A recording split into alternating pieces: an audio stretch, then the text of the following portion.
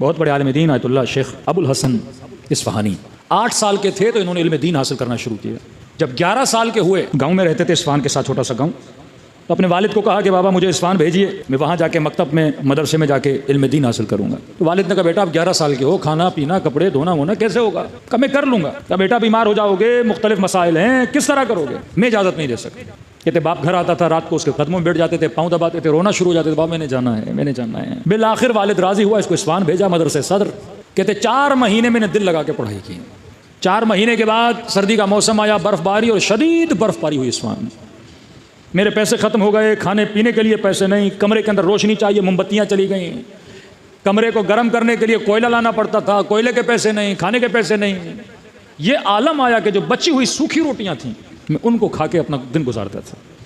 اتفاق سے انہی دنوں میرے والد آ گئے مجھ سے ملنے کے لیے. کمرے میں جیسے اندر آئے روشنی نہیں, کمرہ ٹھنڈا, یخ, کھانا کا بابا پیسے ختم ہو گئے. اس نے ڈانٹنا شروع کر دیا. میں نے تو پہلے کہا تھا یہاں سروائیول مشکل ہے, بیمار پڑ جاتے, منع کر رہا تھا, سامان باندھو اور واپس چلو. کہتے والد کو کیا کہوں, حالت واقعا میری ایسی تھی, کوئی بھی باپ ہوتا بچے کو نہیں چھوڑتا. تو میں نے کہا مجھے چند منٹ دے, میں ابھی آ رہا ہوں. کمرے سے باہر نکلا, صحن میں گیا, نگاہیں بلند کی, توسل کیا امام زمانہ سے. میں نے کہا مولا آپ کی راہ پہ چل رہا ہوں, اور آپ نے ہی فرمایا کہ ہم وہ قوم ہیں جن کا وارث موجود ہے. ہم وہ ہیں جب مشکل میں پڑتے ہیں تو پیچھے سے کوئی دست غیبی آتا ہے اور مدد کرتا ہے. مولا یہ مجھے لے کر چلے جائیں کہ میں آپ کی خاطر یہاں پہ آیا ہوں. چل ہزار و قطار 11 سال کا بچہ خلوص سے دل سے امام زمانہ سے باتیں کر رہا ہے. پھر اچانک مدرسے کا دروازہ کھٹکا, خادم گیا. کون؟ خادم نے کہا کہ ابو الحسن کوئی بلا رہا ہے تمہیں. اب کہہ رہے اصفہان مجھے کوئی جانتا ہی نہیں. کونے دروازے پہ پہنچا, کہہ رہے نورانی وجود ہے, کوئی شخص ہے.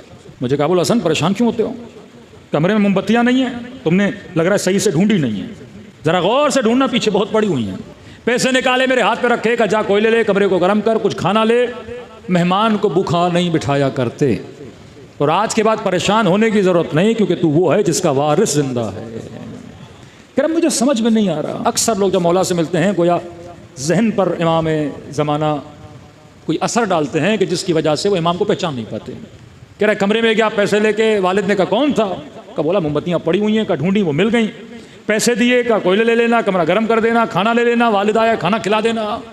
کہا پوچھا نہیں بیٹا کون ہے؟ کہا کہ پریشان ہونے کی ضرورت نہیں, ہم وہ ہیں جن کا وارث زندہ ہے. کہتے والد کھڑے تھے, بزرگ تھے, جیسے سنا تو گھٹنوں کے بل بیٹھ گئے.